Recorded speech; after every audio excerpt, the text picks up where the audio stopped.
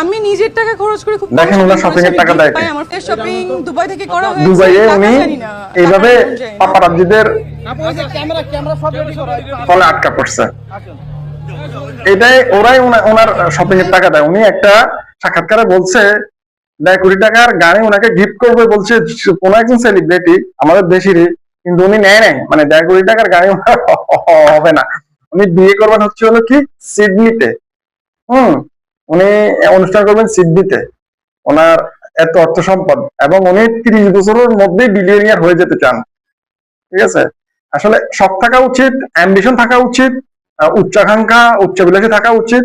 উচ্চাবিলাসীর মধ্যে এমন জিনিস ঢুকে যাওয়া উচিত না যেটা আপনার চরিত্রকে, আপনার ভবিষ্যৎকে অথবা আপনার ভবিষ্যৎ প্রজন্মকে প্রশ্নবিদ্ধ করবে। এইরকমটা হওয়া উচিত না। উনি সবার থেকে গিফট পান, সবার থেকে গিফট সবাই আশা করে, কিন্তু সবাই কারা এটা কিন্তু উনি আমাদেরকে খোলাসা করেন নাই। ঠিক আছে না, আমি এই সাক্ষাৎকারটা পুরোটাই দেখছি।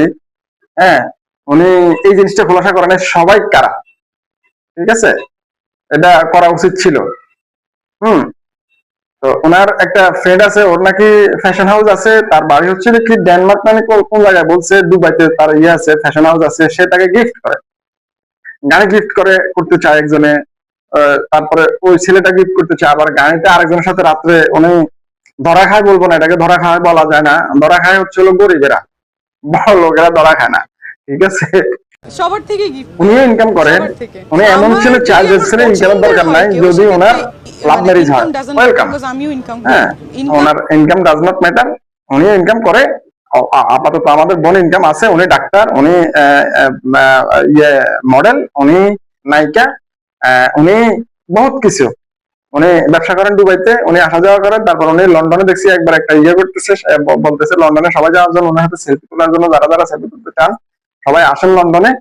হ্যাঁ, যারা যারা ওনার সাথে ডান্স করতে চান, পারফর্ম করতে চান, তারা তারা আসেন ওখানে। উনি এটা বলছে, আমি দেখছি। তো এই হচ্ছে হলো ওনার ইনকামের রাস্তা। আর উনি হচ্ছে হলো অ্যারেঞ্জ ম্যারেজ করবেন হচ্ছে হলো, যদি বাবা মা করায় তাহলে সে হতে হবে মাসে কোটি টাকার উপরে ইনকাম থাকতে হবে। ঠিক আছে না? এখন কথা হচ্ছে হলো সালনা কুত্তার নাম রাখছে বাঘা, একটা কথা আছে। তো এই কথাটার ব্যাখ্যা দিলাম না। এখন কথা হচ্ছে উনি কিন্তু ওনার পরিবারকে ছোট করে রাখেন। উনি যে লেখাপড়া করছেন, ওনার উনি বলছেন 50 থেকে 60 লাখ টাকা লাগে ওনার ওখানে লেখাপড়া করতে, যেখানে প্রাইভেট ইউনিভার্সিটিতে উনি ডাক্তারি করছেন, সেখানে লাগে আমরা জানি। ঠিক আছে, হ্যাঁ। তো আপনি এই 50 পারিবারিক একটা ব্যবসা বাণিজ্য আছে, সেগুলো করতে পারতো, যাই হোক সেটা তার ব্যক্তিগত ব্যাপার, সেটা সে ব্যাপারে আমি কিছু বলতে চাই না, বলতে চাচ্ছিও না। আমার কথা হচ্ছে এই ধরনের সেলিব্রিটিরা আমাদের ভবিষ্যৎ